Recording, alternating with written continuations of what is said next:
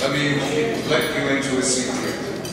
The introduction was better, is better than the speech. But I want to say this, that you and I, just half an hour ago, were privileged to see the most beautiful miracle we will ever witness. The world's oldest faith become young again on the faces of our children. And I say thank you to Hashem for giving us that sign.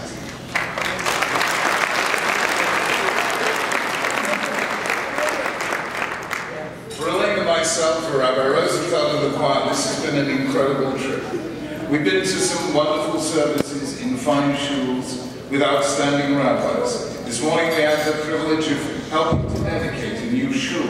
It has been glorious, glorious, but without the shadow of a doubt, the memory that will stay with us forever is the children of Yaakov Hillel Hebrew Academy. Just to be welcomed by those children. It was such a beautiful thing, singing songs, waving flags, to come into your assembly and hear the maturity and the depth of your children.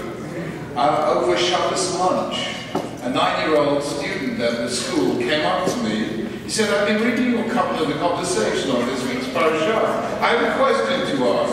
He then asked me a question which was almost unanswerable. I gave him an answer. He was half convinced. He told me he'd think about it and let me know. Never have I seen such wisdom in one so young. Your children are serious and sensitive and musical and joyous, and in their mouths we hear Judaism sing. You are blessed with an extraordinary school that is giving those incredible children ideals and identity that will last for a lifetime. We have seen the Jewish future, and it is smiling, and we thank Hashem for it.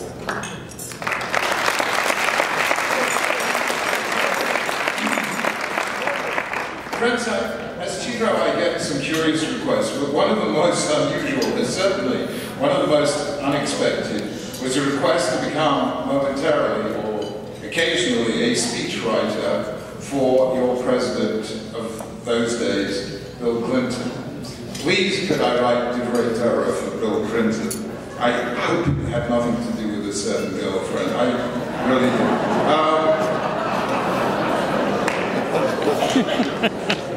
It happened as follows: a rabbi, you had written him a Divrei Torah that he used for a Jewish audience, and he liked it, and he said, can you get me some more? And Rabbi Genek asked a few of his friends to write Divrei Torah for Bill Clinton, and I wrote one which he particularly liked and sent me a beautiful letter thanking me for it. And I want to share it with you this evening for an obvious reason. I said this to President. Imagine this, the most extraordinary moment ever given to a leader to make a speech that would go down in history. Your people have been slaves in Egypt for 210 years. They are, after a series of miracles, about to go free. What do you speak about? You might speak about liberty. You might speak about the destination, the Eretz Zavat Chalot and Dvash, the land flowing with milk and honey. Or if you were made of sterner stuff, you might talk about the challenges that lay ahead, what Nelson Mandela called the long walk to freedom. Had you done any of those things, it would have been the great speech of a great leader.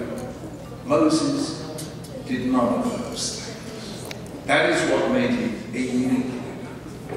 If you read Parshat Bo, you will see exactly what he said. 3 times he returns to the subject of children, education, and the future. When in the future your children ask you this is how you should answer them. When your children say this to you, this should you say in reply.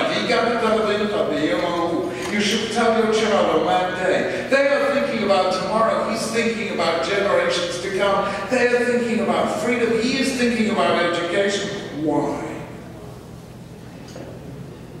Because to defend a country, you need an army. But to defend a civilization, you need schools. And so Jews became the people whose citadels were schools, whose heroes were teachers, and whose passion was education and the life of the mind.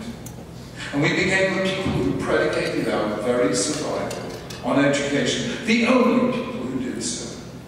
And as a result, we have survived longer, under more adverse conditions than any other people on the face of the earth. There's a story behind the story that's worth telling.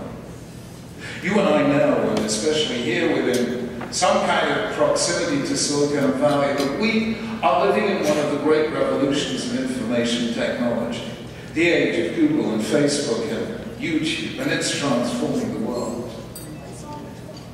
What people often don't realize is that Judaism was born in a revolution in information technology.